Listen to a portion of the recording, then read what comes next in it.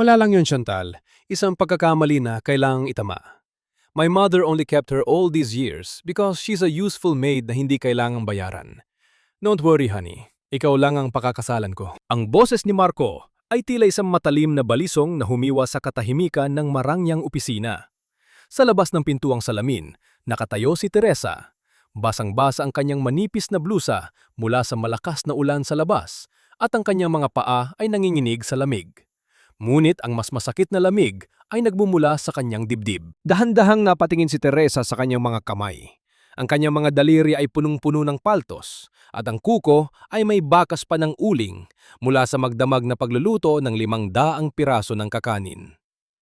Sa loob ng 8 taon, ang mga kamay na ito ang nagtaguyod kay Marco. Ang pawis at dugo niya ang nagbayad ng tuition nito, ang nagpalamon sa kanilang pamilya, at ang bumili ng mamahaling itim na vest na yakap-yakap niya ngayon. Isang sorpresa sana para sa promotion ni Marco bilang general manager. Isang regalo na pinag-ipunan niya ng 3 taon. Ngunit sa loob ng opisinang yon, nakita niya ang asawang pinag-alayan niya ng buhay na nakaluhod sa harap ng isang magandang babaeng balot ng mamahaling alahas. Ang singsing na hawak ni Marco ay kumikinang sa ilalim ng ilaw. Tila nanunuya sa mumurahing singsing na suot ni Teresa na matagal nang kumupas. Nabitawan ni Teresa ang dalang vest. Ang mamahaling tela ay bumagsak sa sahig na dumihan ng putik mula sa kanyang sapatos. Ngunit hindi niya iyon napansin. Ang kanyang pandinig ay tila nabingi at ang kanyang mundo ay dahan-dahang naglalahu sa dilim. Teresa, anong ginagawa mo rito? Hampas lupa ka! Isang boses ang bumasag sa kanyang pagtulala. Hindi pa nakakasagot si Teresa nang maramdaman niya ang isang malakas na hila sa kanyang braso. Si Doña Imelda, ang kanyang binan, ay mabilis na lumitaw mula sa kung saan. Walang sabi-sabing kinaladkad siya nito patungo sa isang madilim na silid-imbakan sa dulo ng pasilyo. Sa loob ng masikip na bodega, mabilis na isinara ni Imelda ang pinto. Isang malutong na sampal ang dumapo sa pisngi ni Teresa na nagpabaling sa kanyang muka. Huwag na huwag kang gagawa ng eksena rito, Teresa. Nakikita mo ba ang babaeng kasama ng anak ko? Siya ang anak ng may-ari ng kumpanyang ito. Siya ang mag-aangat kay Marco sa putika na pinagmulan mo. Ang boses ni Imelda ay puno ng poot at pandidiri. Pero ma, asawa ko ni Marco. Kami ni Mateo. Paano kami? Pautal-utang na tanong ni Teresa habang hinahawakan ang namumulang pisngi. Muling lumapit si Imelda. Ang kanyang muka ay tila isang demonyong nagkukubli sa likod ng mamahaling makeup. Asawa? Utang na loob mo sa amin na pinatira ka namin sa bahay namin nang mamatay ang mga magulang mo. Isang malaking pagkakamali na pinayagan kong pakasalan ka ni Marco habil lang sa nabuntis ka. Isang malaking kahihiyan ang amoy ng pawis at kakanin mo sa pamilyang ito. Kung talagang mahal mo ang anak ko, pirmahan mo ang annulment at umalis ka ng tahimik. Huwag mong sisirain ang kinabukasan ni Marco dahil lang sa pagiging makasarili mo. Hinawakan ni Imelda ang panga ni Teresa. Ipinaparamdam ang tulis ng kanyang mga kuko. Tandaan mo, Teresa, wala kang kwenta. Isang mitsa ka lang na dapat nang patayin bago mo masunog ang pangarap ng anak ko. Manatili ka rito hanggang sa matapos ang party. Kung ayaw mong ilayo ko sa iyo si Mateo habang buhay. Padabog na lumabas si Imelda at iniwan si Teresa sa loob ng madilim na bodega. Ang tanging naririnig na lamang niya ay ang malalakas na patak ng ulan sa bubungan at ang mahinang tunog ng tawanan mula sa labas ng pinto. Ang tawa ng asawang tinawag siyang katulong na walang bayad. Napasandal si Teresa sa malamig na pader. Ang bawat paghinga niya ay tila may kasamang bubog na sumusugat sa kanyang baga. Ang kadiliman ng silid ay tila yumayakap sa kanya, tinatanggap ang kanyang pagkawasak. Sa gitna ng katahimikan, isang tanong ang paulit-ulit na umalingaw-ngaw sa kanyang isipan. Mas masakit pa sa sampal at mas malalim pa sa anumang sugat. Ito ba ang halaga ng lahat ng aking sakripisyo? Isang buhay na itinapon sa dilim dahil lamang sa ako ay mahirap. Ang katahimikan sa loob ng bodega ay tila isang malapot na usok na sumasakal sa bawat hininga ni Teresa. Sa bawat pagpikit niya, paulit-ulit na bumabalik ang imahe ng makinang na singsing at ang mapanuring tingin ng kanyang biyenan. Ang amoy ng alikabok at lumang papel ay humahalo sa amoy ng niyog at asukal na nananatili pa rin sa kanyang balat Ang amoy ng kanyang pagsisikap na ngayon ay tinatawag nilang basura. Makalipas ang ilang oras, bumukas ang pinto. Ang liwanag mula sa labas ay tila isang latigo na tumama sa naninibagong mga mata ni Teresa. Nakatayo roon si Doña Imelda. Maayos na ang suot na lila na terno at tila walang bakas ng galit sa kanyang muka. Ngunit ang kanyang mga mata ay nananatiling malamig at mapang-api. Tumayo ka na riyan, uuwi na tayo. Huwag kang iiyak-iyak sa harap ng mga tauhan ko kung ayaw mong kalad ka rin kita palabas ng gusaling ito. Utos ni Imelda. Ang bawat salita niya ay maingat na binitawan, tila isang reyna na naguutos sa isang alipin. Sa loob ng sasakyan, walang imik si Teresa. Nakatingin lamang siya sa bintana. Pinagmamasdan ang mga ilaw ng Maynila na naglalabo dahil sa patuloy na pag-agos ng kanyang mga luha. Sa tabi niya, abala si Imelda sa pag-aayos ng kanyang mga alahas. Tila walang pakialam sa babaeng winasak niya ang puso, ilang sandali lamang ang nakalilipas. Pagdating sa kanilang bahay, ang bahay na itinuturing ni Teresa na kumpas ng kanyang pagmamahal, mabilis siyang tinulak ni Imelda patungo sa silid-aklatan. Makinig ka sa akin ng mabuti, Teresa. Alam kong iniisip mo na biktima ka rito. Pero bilang isang ina, ginagawa ko lang ang tama para sa anak ko. Si Marco ay isinilang para sa malalaking bagay, hindi para mabulok sa tabi ng isang babaeng. Ang tanging alam ay magluto ng kakanin sa kanto. Humakbang palapit si Imelda. Ang kanyang boses ay naging malambing, ngunit puno ng lason. Isipin mo si Mateo. Gusto mo bang lumaki ang anak mo sa hirap? Gusto mo bang ituring din siyang basura ng lipunan dahil ang nanay niya ay walang pinag-aralan? Kung talagang mahal mo ang bata, ibibigay mo siya sa amin. Kami ang magbibigay sa kanya ng pangalan, ng edukasyon at ng buhay na hinding-hindi mo kayang ibigay. Hindi niyo po pwedeng makuha sa akin ang anak ko, ma. Si Mateo na lang ang meron ako. Nanginginig na sagot ni Teresa. Ang kanyang boses ay halos pabulong na sa takot. Tumhawa ng mahina si Imelda, isang tunog na mas masakit pa sa anumang sampal. Anong meron ka, Teresa? Wala kang pera, wala kang pamilya, at wala kang kapangyarihan. Isang salita ko lang sa korte, palabasin ko lang na baliw ka o pabayang ina, kukunin nila si Mateo sa iyo sa loob ng isang iglap. Kaya bago mo ako hamunin, alalahanin mo kung sinong nagpakain sa iyo noong wala kang matuluyan. Ang utang na loob mo sa amin ay hindi mababayaran ng kahit ilang libong kakanin. Inutusan ni Imelda si Teresa na linisin ang mga kalat sa kusina at ang mga gamit na iniwan ni Marco bago ito umalis para sa isang business trip kasama si Chantal. Habang ang lahat ay natutulog na, mag-isang kumikilos si Teresa sa ilalim ng malamig na liwanag ng bumbilya. Ang kanyang bawat galaw ay mabigat, ang bawat pagpunas sa mesa ay tila pagbura sa sarili niyang danggal. Nang itatapon na niya ang mga basura mula sa silid-aklatan ni Marco, isang lukot na papel ang nakakuha ng kanyang atensyon. Hindi ito mukhang ordinaryong liham. Dahan-dahan niya itong binuklat sa ilalim ng lababo, malayo sa paningin ng anumang kamera o matang mapanghusga. Ang kanyang puso ay tila tumigil sa pagtibok. Ito ay isang kasunduan sa pautang mula sa isang hindi kilalang kooperatiba. Ang halaga ay umaabot ng 5 milyong piso, ngunit hindi ang halaga ang nagpayanig sa kanyang mundo. Sa ibaba ng dokumento, sa tapat ng pangalan ng principal borrower, ay hindi pangalan ni Marco ang nakasulat. Nakita ni Teresa ang sarili niyang pirma. Isang pirma na hindi niya kailanman ginawa. Ginamit ni Marco ang kanyang pangalan bilang sangkap sa isang ilegal na pautang upang pondohan ang kanyang mga luha at luho, habang ang lahat ng pananagutan ay nakapataw sa kanyang mga balikat. Napakapit si Teresa sa gilid ng lababo nang maramdaman niyang tila umiikot ang paligid. Hindi lang pala puso niya ang kinuha ni Marco, kundi pati ang kanyang kalayaan at ang kanyang pangalan ay dahan-dahang ninanakaw ng lalaking pinagkatiwalaan niya ng buong buhay. Ito na ba ang dahilan kung bakit kailangan nila akong paalisin? Upang maiwan sa akin ang lahat ng dumi habang sila ay nagpapakasasa sa bago nilang buhay. Isa kang basura, Teresa. Isang dumi na kailangang walisin at itapon upang hindi bumaho ang bahay na ito. Ang mga salitang iyon ni Doña Imelda ay tila isang sirang plaka na paulit-ulit na tumutugtog sa isipan ni Teresa habang siya ay nakaluhod sa malamig na sahig ng kusina. Hawak niya ang isang basang basahan, pilit na binubura ang mga bakas ng putik na iniwan ng mga panauhin ni Marco kagabi. Ang bawat kuskus niya ay may kasamang hapdi, Hindi lamang sa kanyang mga palad na punong-puno ng paltos, kundi sa kanyang kaluluwa na unti-unti nang nauubos. Sa gitna ng kanyang paglilinis, napansin niya ang kanyang lumang apron na nakasabit sa likod ng pinto. Ang apron na suot niya noong huling kaarawan ni Mateo. Naalala niya ang araw na yun, ang tanging araw na pinayagan siyang lumabas sandali upang bumili ng isang maliit na cupcake para sa anak. Sa kanyang pagmamadali noon, may isang matandang lalaki sa kanto na nagmakaawa sa kanya na bilhin ang huling tiket ng loto upang may maipangkain ito. Dahil sa lambot ng kanyang puso, ibinigay niya ang huling 20 piso sa kanyang bulsa. Ang perang dapat sana ay pambili ng gatas ni Mateo. Dahan-dahang kinapon ni Teresa ang maliit na bulsa ng apron.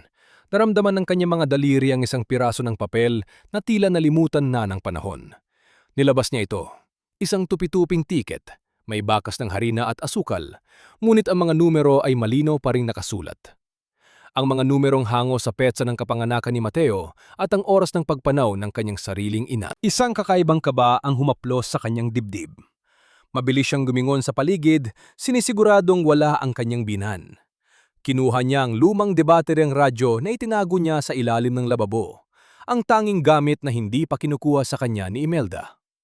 Sa pamamagitan ng mahinang pinihit na pihitan, hinanap niya ang istasyon na nag-aanunsyo ng mga nagwaging numero para sa Grand Lotto. Ang boses ng announcer ay tila nanggagaling sa kailaliman ng lupa. Bawat numerong binibigkas ay tila isang pintig ng kanyang puso na gustong kumawala sa kanyang lalamunan. Ang mga numerong nagwagi para sa 80 milyong pisong jackpot: 07, 22, 11. Napatigil ang kamay ni Teresa sa paghawak sa basahan. Ang unang 3 numero ay tumugma. 3, 45, at ang huling numero, 16. Katahimikan. Isang uri ng katahimikan na tila huminto ang pang-ikot ng mundo. Ang tiket na hawak ni Teresa ay dahan-dahang nanginig sa kanyang mga daliri. Hindi siya makahinga. Ang bawat numero sa papel ay tila nagliliyab sa harap ng kanyang mga mata. 80 milyong piso, isang halaga na hinding-hindi niya kikitain kahit magluto siya ng kakanin hanggang sa huling hininga niya. Isang halaga na kayang bumili ng kalayaan niya, ng kinabukasan ni Mateo at ng katarungang matagal nang ipinagkakait sa kanya. Naramdaman niya ang isang mainit na likido na dumadaloy sa kanyang mga pisingi. Hindi ito ang luha ng pangdurusa na nakasanayan niya sa loob ng wala nung taon. Ito ay ang luha ng isang taong nakakita ng butas ng liwanag sa gitna ng isang madilim na libingan. Mabilis siyang tumayo at pumasok sa loob ng maliit na banyo sa kusina. Nilok niya ang pinto at napasandal sa malamig na pader. Niyakap ni Teresa ang kanyang sarili ng mahigpit. Ang kanyang muka ay ibinaon niya sa kanyang mga tuhod upang pigilin ang isang pagsigaw na gustong kumawala. Ang bawat himaymay ng kanyang katawan ay nanginginig sa takot, sa gulat, at sa isang uri ng ligaya na masakit sa dibdib. Sa loob ng maliit at madilim na banyong iyon, tila dahan-dahang nabubuo muli ang mga piraso ng kanyang nadurog na pagkatao. Ngunit ang kanyang sandali ng katarungan ay biglang nabulabog. Isang malakas at marahas na katok ang yumanig sa pinto ng banyo, kasunod ang matalas at mapanghusgang boses ni Doña Imelda. "Teresa, ano ginagawa mo riyan sa loob? Bakit ang tagal mo? Huwag mong sabihing nagtatago ka para hindi magtrabaho." Mabilis na itinago ni Teresa ang tiket sa loob ng kanyang damit, malapit sa kanyang puso. Binuksan niya ang pinto ng may nanginghinig na mga kamay, pilit na itinatago ang pamumula ng kanyang mga mata. Tumambad sa kanyang muka ni Imelda na puno ng paghihinala.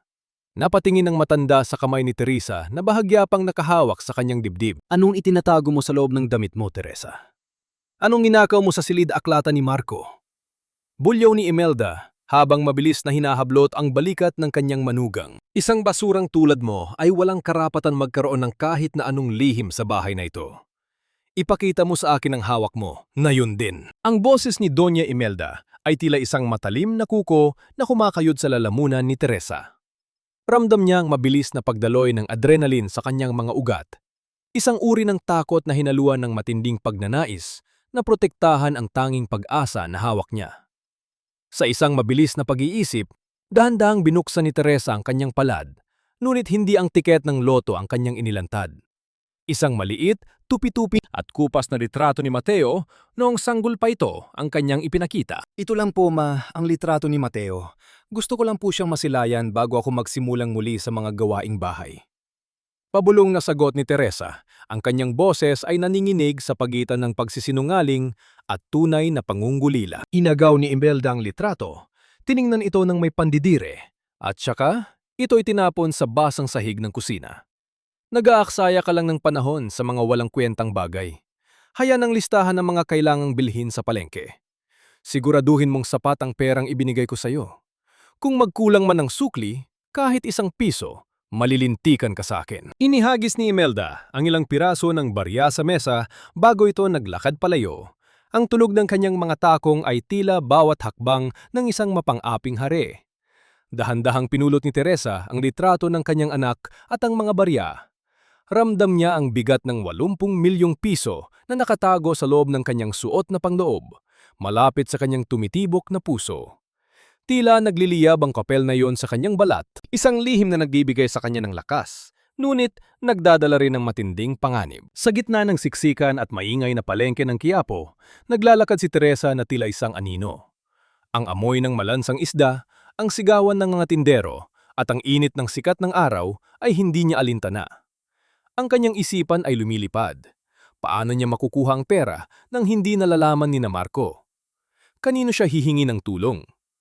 Alam niyang sa sandaling malaman ni Imelda ang tungkol sa yaman niya, mas lalo nilang gagamitin ang kanilang kapangyarihan upang itali siya sa utang na loob na kailanman ay hindi matatapos. Dahil sa lalim ng kanyang pag-iisip, hindi napansin ni Teresa ang isang malaking lamat sa semento. Nadulas ang kanyang paanan at sa isang iglap, tumalsik ang kanyang bit-bit na basket. Ang mga binili niyang gulay at ang kakaunting barya ay nagkalat sa maruming kalsada, nahalo sa putik at dumi ng palengke. Napaupo si Teresa sa gitna ng daan, ang kanyang mga kamay ay humawak sa magaspang na lupa. Sa sandaling yon, ang lahat ng pagod, puyat at sakit na kanyang kinimkim sa loob ng 8 taon ay tila sabay-sabay na sumabog. Hindi na niya napigilan ang kanyang sarili. Sa gitna ng mga taong naglalakad at hindi siya pinapansin, dahan-dahang pumatak ang kanyang mga luha. Ang kanyang hitsura, gusot-gusot na damit, magulong buhok at mga kamay na puno ng putik, ay ang eksaktong larawan ng isang taong tinalikuran na ng kapalaran. Hayaan mo na, miss. Tutulungan kita. Isang baritono at mahinahong boses ang narinig ni Teresa sa itaas ng kanyang ulo. Isang malinis at malambot na kamay ang pumatong sa kanyang balikat. Pag-angat ng kanyang paningin, nakita niya ang isang lalaking nakasuot ng simpleng polo shirt, ngunit may dalang aura ng awtoridad at kalmado. Ang kanyang mga mata ay malalim, tila nakikita ang higit pa sa maruming anyo ni Teresa. Tahimik na pinulot ng lalaki ang mga nagkalat na gulay at muling inilagay ang mga ito sa basket. Hindi ito nagreklamo sa dumi o sa amoy ng paligid. Nang maayos na ang lahat, inabot niya ang kanyang kamay kay Teresa upang tulungan itong tumayo. Ayos ka lang ba? Mukhang malalim ang iniisip mo. Tanong ng lalaki habang pinapagpaga ng dumi sa braso ni Teresa. Salamat po. Ayos lang po ako. Maraming salamat. Sagot ni Teresa, pilit na iniiwas ang kanyang tingin dahil sa hiya. Ngunit hindi agad umalis ang lalaki. Tinitigan niya ng matagal ang mga mata ni Teresa. Ang mga matang puno ng dusa, ngunit may bakas ng matinding paninindigan.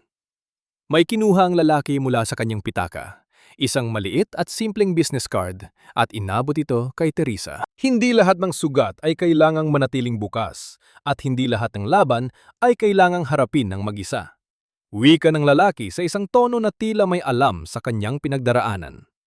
Attorney Manuel Valderrama, tawagan mo ako kung sakaling kailanganin mo ng katarungan na hindi kayang bilhin ng barya. Napatitig si Teresa sa card. Attorney Manuel Valderrama. Isang abogado? Bakit siya tutulungan ng isang estranjero? Pinanood ni Teresa ang paglakad palayo ni Manuel hanggang sa mawala ito sa dami ng tao. Isang kakaibang pakiramdam ang lumitaw sa kanyang dibdib. Isang uri ng pag-asa na hindi nanggagaling sa peran na panalunan niya, kundi sa pagkakaroon ng isang kakampi sa mundong ito na puno ng mga kaaway. Pagbalik ni Teresa sa mansyon, sinalubong siya ng isang balitang lalong nagpabili sa tibok ng kanyang puso. Nakita niya ang mga maleta ni Marco na nakahanay sa may pintuan at si Doña Imelda na tila may kausap sa telepono habang nakangiti ng makahulugan. Handa ng lahat, Marco. Sa pag-alis niyo papuntang Singapore ni Chantal, sisiguraduhin kong wala nang babalikan ang babaeng yan. Ang lahat ng kailangan mong pirmahan ay nasa mesa na. Nanlamig ang buong katawan ni Teresa. Ang katarungang binabanggit ng abogado sa card ay tila mas kailangan niya ngayon higit kailanman. Huwag kang mahiya sa kanya, Chantal. She's just a distant relative na kinuha namin dahil sa awa. Para na rin siyang stay-in na katulong, kaya don't mind her. Ang boses ni Marco ay puno ng tamis habang inaalalayan niya si Chantal na maupo sa hapagkainan. Para kay Teresa na kasalukuyang naglalapag ng mangkok ng mainit na tinola, ang mga salitang iyon ay tila kumukulong mantika na ibinuhos sa kanyang likuran. Hindi siya kumibo. Nanatiling nakayuko ang kanyang ulo, ang kanyang mga mata ay nakatuon sa usok na lumalabas mula sa sabaw. Pilit na itinatago ang dambuhalang lihim na nasa loob ng kanyang bulsa. 8 taon siyang gumigising bago sumikat ang araw upang ipagluto si Marco ng paborito nitong ulam. 8 taon niyang tiniis ang bango ng luya at sili na dumidikit sa kanyang buhok para lamang masiguro na busog ang asawa bago ito pumasok sa opisina. Ngayon, sa harap ng babaeng papalit sa kanya, ang lahat ng iyon ay nauwi lamang sa salitang katulong. The soup smells Okay, pero sana naman, she wore something cleaner. Medyo nakaka-off ng appetite ang itsura niya. Maarting komento ni Chantal habang pinupunasan ng kanyang mga kamay ng mamahaling tissue. Pasensya na Chantal, ganyan talaga yan. Matigas ang ulo.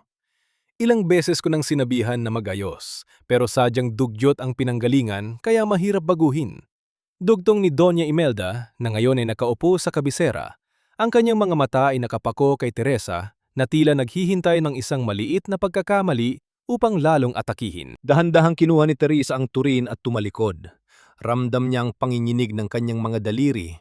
Ang bawat hakbang niya palayo ay tila paglalakad sa ibabaw ng mga bubog. Sa bawat tawa ni Marco at Chantal, sa bawat tunog ng kutsara at tinidor na tumatama sa mamahaling porselana, isang bahagi ng puso ni Teresa ang tuluyang namamatay. Ngunit kasabay ng kamatayang iyon ay ang pagsilang ng isang bagong uri ng lakas. Sa loob ng kanyang bulsa, hinawakan niya ang business card ni Attorney Manuel. Ang gaspang ng papel ay tila nagpapaalala sa kanya na mayroon siyang sandata. At sa ilalim nito, ang tiket ng loto, ang 80 milyong piso na sapat na upang bilhin ang buong mansyong ito at ang lahat ng dignidad na tinapak-tapakan nila. Pumasok siya sa kusina at dahan-dahang inilapag ang mga gamit. Doon, sa dilim ng lababo, tiningnan niya ang kanyang refleksyon sa tubig. Ang babaeng nasa tubig ay mukhang pagod. May mga luhang hindi na pwedeng tumulo at may galit na hindi na pwedeng pigilin. "Teresa, halika rito!" Sigaw ni Marco mula sa dining room. Mabilis na pinunasan ni Teresa ang kanyang mga kamay at bumalik. Nakita niyang nakalatag ang ilang mga dokumento sa tabi ng plato ni Marco. Ang lalaki nakatingin sa kanya nang may malamig at walang emosyong mga mata.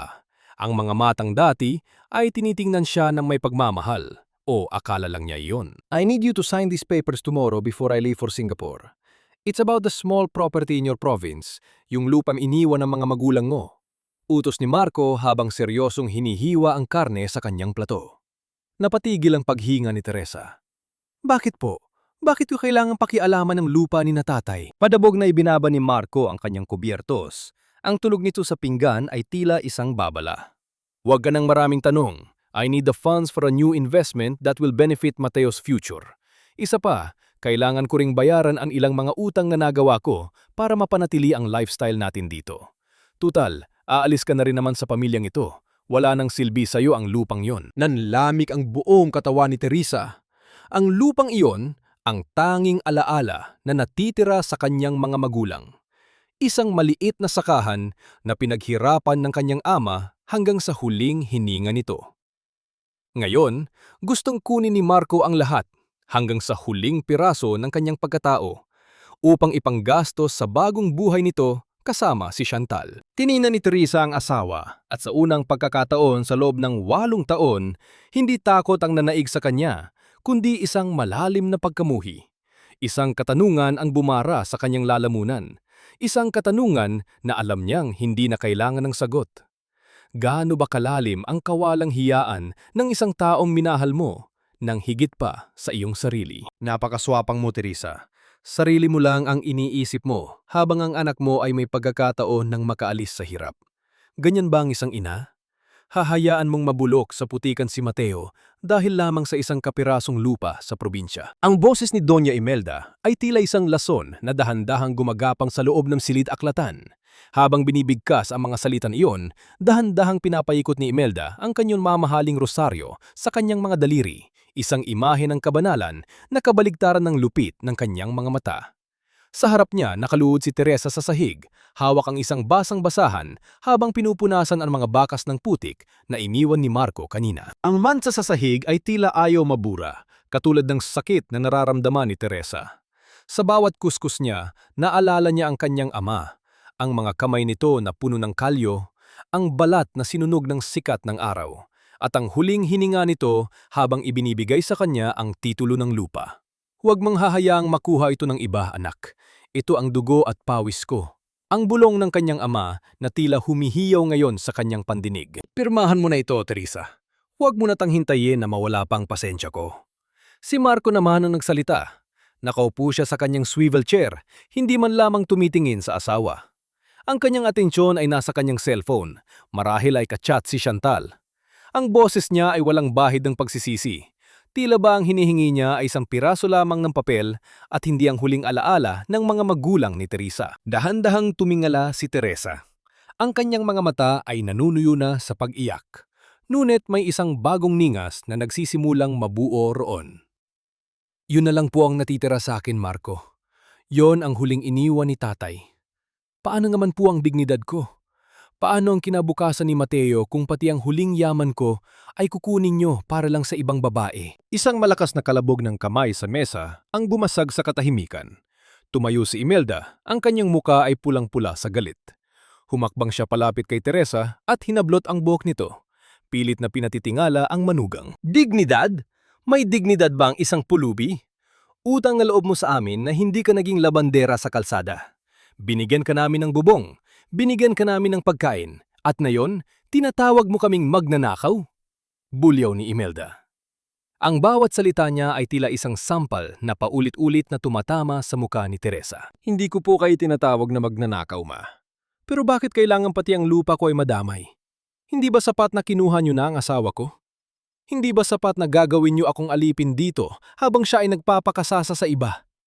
Buong tapang na sagot ni Teresa. Kahit naramdam niya ang hapdi ng pagkakasabunot ni Imelda. Dahil sa sagot na yon, isang malakas na sampal ang dumapo sa pisingi ni Teresa. Ang tunog ng palad ni Imelda sa balat ni Teresa ay tila isang hudyat ng digmaan sa loob ng tahimik na mansyon. Napasubsob si Teresa sa sahig. Ang kanyang labi ay dahan-dahang pumutok at naglabas ng lasa ng bakal. Ang lasa ng kanyang sariling dugo. Ngunit sa pagkakataong ito, hindi yumuko si Teresa. Dahan-dahan siyang tumayo, pinunasan ng dugo sa kanyang labi at tinitigan ng diretso si Imelda. Ang kanyang mga mata ay hindi na nagpapakita ng takot. Sa loob ng kanyang isipan, hinahaplos niyang tiket ng loto na nakatago sa loob ng kanyang damit. Ang 80 milyong pisong jackpot na iyon ang nagbibigay sa kanya ng kapangyarihang hindi kayang abutin ng galit ni Imelda. Sige po, ma, saktan niyo pa ako. Pero tandaan niyo ito. Bawat sampal, bawat sipa, at bawat pag-alipusta nyo sa akin ay may katumbas na kabayaran. Hindi habang buhay ay nasa ilalim ako. Balang araw, kayo naman ang luluhod sa harap ko. Malamig at matalim na wika ni Teresa. Natahimik ang buong silid. Maging si Marco ay napaangat ng tingin, nagulat sa kakaibang lakas na ipinapakita ng kanyang asawa. Si Imelda naman ay tila naging estatwa sa kinatatayuan. Hindi makapaniwalang ang basurang itinuring niya ay may lakas ng loob na sumagot ng ganoon. Bago pa man makabawi si Imelda, tumalikod na si Teresa at lumabas ng silid. Habang naglalakad siya sa pasilyo, naramdaman niya ang init ng kanyang pisngi. Ngunit ang kanyang puso ay tila naging yelo sa lamig. Alam niyang nagsimula na ang kanyang paghihigante. Pagpasok niya sa kanyang maliit na silid, kinuha niya ang business card ni Attorney Manuel. Ang card na yon ang magiging susi niya upang mabuksan ang pinto ng hustisya. Ngunit habang tinititigan niya ang card, narinig niya ang isang mahinang iyak mula sa kabilang silid, ang iyak ni Mateo. Mabilis siyang pumunta roon at nakita niya si Marco na may hawak na gunting, pilit na ginugupit ang paboritong kumot ni Mateo na gawa sa lumang katsa. Ang tanging bagay na nagpapakalma sa bata. Anong ginagawa mo, Marco? Sigaw ni Teresa. Sabi ni Ma, kailangang itapon na ang lahat ng basurang galing sa'yo. Kung gusto mong manatili rito ang bata, kailangang masanay siya sa mga mamahaling gamit ni Chantal. Wala nang puwang ang kahirapan mo sa buhay ng anak ko. Malamig na sagot ni Marco habang patuloy sa paggupit. Huwag mong iiyak ang mga bagay na kaya nating palitan, Teresa.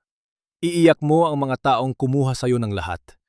Ngunit siguraduhin mong iyon na ang huling beses na gagawin mo yon. Ang boses ni Atty. Manuel ay tila isang malambot na kumot na bumalot sa nanginginig na katawan ni Teresa. Nakaupo siya sa loob ng isang simpleng opisina, malayo sa karangyaan, ngunit puno ng katahimikan na matagal na niyang hinahanap. Sa kanyang harapan, nakapatong ang isang baso ng mainit na tsaa na hindi niya magawang inumin dahil sa pangangatog ng kanyang mga kamay. Sa loob ng kanyang palad, mahigpit niya hinahawakan ang mga piraso ng ginupit na kumot ni Mateo, ang huling alaala ng kanyang pagiging ina na binalahura ni Marco kagabi. Dahan-dahang inilapag ni Teresa ang mga basahan sa ibabaw ng mesa ni Manuel. Pagkatapos, sa isang mabilis ngunit naninghinig na galaw, inilabas niya ang lukot at tiket ng loto mula sa loob ng kanyang damit. Inilapag niya ito sa tabi ng basahan, ang 80 milyong pisong papel na tila isang dambuhalang lihim na biglang naging totoo sa gitna ng silid. Napatigil si Manuel. Ang kanyang mga mata ay nanatiling nakapako sa tiket at sa loob ng ilang sandali, ang tanging maririnig sa loob ng silid ay ang mahinang tunog ng aircon na tila sumasabay sa mabilis na pintig ng puso ni Teresa. Hindi nagbago ang ekspresyon ng abogado, ngunit ang kanyang paghinga ay naging mas malalim. Sigurado ka ba rito, Teresa?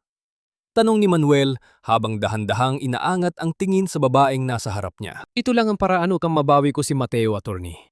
Ito lang ang paraan upang hindi na nila ako matapak-tapakan pa. Pabulong na sagot ni Teresa. Ang kanyang mga mata ay puno ng determinasyon sa kabila ng mga luhang hindi na pumatak. Gusto ko malaman nila ang pakiramdam ng mawalan ng lahat, habang iniisip ilang sila ang panalo. Tumayo si Manuel at lumapit sa bintana. Tinitingnan ang abalang kalsada ng Maynila. 80 milyong piso. Sapat na ito upang sirain ang sinumang kaaway mo. Ngunit kung gagamitin natin ito sa paraang alam nila, mananalo sila dahil sa kanilang koneksyon. Kailangan nating maglaro sa dilim, Teresa. Doon sa kung saan hindi nila tayo makikita. Inilatag ni Manuel ang isang plano na tinawag niyang invisible ownership. Sa halip na ipakita agad ang yaman, gagamitin nila ang pera upang bilhin ang lahat ng utang ni Marco sa pamamagitan ng isang dummy corporation. Bawat utang na ginawa ni Marco para sa mga luho nila ni Chantal, bawat pautang na ginamit niya ang pangalan ni Teresa, lahat ng iyon ay mapupunta sa kamay ni Teresa nang hindi nila nalalaman. Gagawin natin silang mga bilanggo sa sarili nilang kasakiman. Paliwanag ni Manuel habang nagsisimulang magsulat ng mga dokumento. Hahayaan nating isipin ni Marco na siya ay nagtatagumpay hanggang sa dumating ang araw na ang tanging opsyon niya ay lumuhod sa harap mo upang hindi siya mabulok sa kulungan. Sa gitna ng seryosong usapan, napansin ni Manuel ang sugat sa labi ni Teresa, ang bakas ng sampal ni Imelda. Lumapit siya at kumuha ng isang maliit na first aid kit mula sa kanyang drawer. Hindi siya nagsalita. Dahan-dahan lang niyang nilinis ang sugat ni Teresa gamit ang isang bulak na may gamot. Ang bawat haplos ni Manuel ay maingat, tila natatakot na mabasag ang isang napakahalagang porselana. Salamat po, attorney. Hindi po ako sanay na may nag-aalaga sa akin ng ganito. Wika ni Teresa, ang kanyang boses ay bahagim na paos. Lahat ng tao ay nararapat na tratuhin ng may dignidad, Teresa. Lalo na ang isang inang tulad mo. Sagot ni Manuel nang hindi naalis ang tingin sa ginagawa. Isang maliit na ngiti ang sumilay sa labi ng abogado. Isang golden moment na nagpagaan sa mabigat na atmosfera ng silid. Nang matapos ang lahat ng dokumento, inabot ni Manuel ang isang panulat kay Teresa. Teresa, kapag pinirmahan mo ang mga papel na ito, magsisimula na ang pagguho ng mundo ni Marco. Wala nang balikan ito. Handa ka na bang makita silang mawalan ng lahat? Pati na ang mansyong tinitirhan nyo ngayon. Huminga ng malalim si Teresa. Tumingin siya sa bintana, tila nakikita ang muka ni Mateo na umiiyak habang ginugupit ni Marco ang kumot nito. Hinawakan niya ang pan ng mahigpit. Ang kanyang puso ay tila naging isang matigas na bato na handang humarap sa anumang bagyo. Handa na ako, attorney. Gusto kong maranasan nila ang lamig ng kalsada na ipinatikim nila sa akin. Dahandang idiniin ni Teresa ang panulat sa papel. Habang ginagawa niya ang kanyang pirma, isang kakaibang pakiramdam ang lumukob sa kanya. Ang pirma na dati ay ginagamit lamang upang utusan siya o alipinin. Ngayon ay naging mitsa ng isang apoy na hinding-hindi na nila kayang patayin. Ngunit sa gitna ng kanyang pagpirma, biglang tumunog ang telepono ni Teresa. Isang tawag mula sa mansyon. Ang boses sa kabilang linya ay ang boses ng katulong na tanging nakikisimpatya sa kanya. Si Aling Rosa. Teresa, nasaan ka ba? Kailangan mong gumalik dito ngayon din. Inililigpit na nila ang mga gamit ni Mateo, isasama na nila ang bata sa airport papuntang Singapore. Huwag kang mag-alala, Chantal. Ang pirma ng babaeng yon ay parang linta. Madaling pilitin, madaling gamitin, at madaling itapon kapag wala na tayong makukuha. Ang boses ni Marco ay muling umalingaw-ngaw sa gunita ni Teresa habang pinagmamasdan niya ang asawa mula sa malayo. Nakatayo si Marco sa gitna ng kanyang marangyang opisina, pilit na itinatago ang panginginig ng kanyang mga kamay habang tinitingnan ang tumpok ng mga bayarin sa kanyang mesa. Ang mga credit card na ginamit nila ni Chantal sa Singapore, ang mga mamahaling hotel, at ang mga alahas na ipinangako niya sa dalaga, ngayon ay unti-unti nang naniningil ang katotohanan. Sa kabilang panig ng lungsod, sa loob ng isang madilim at simpleng sasakyan, tahimik na nakaupo si Teresa kasama si Attorney Manuel. Ang dating basang blusa ay napalitan na ng isang disenteng suot, ngunit ang kanyang mga mata ay nananatiling kasing lalim ng dagat na puno ng hinanakit. Hawak niya ang isang tablet kung saan makikita ang real-time na datos ng bank accounts ng kumpanya ni Marco. Kagat na siya sa pain, Teresa.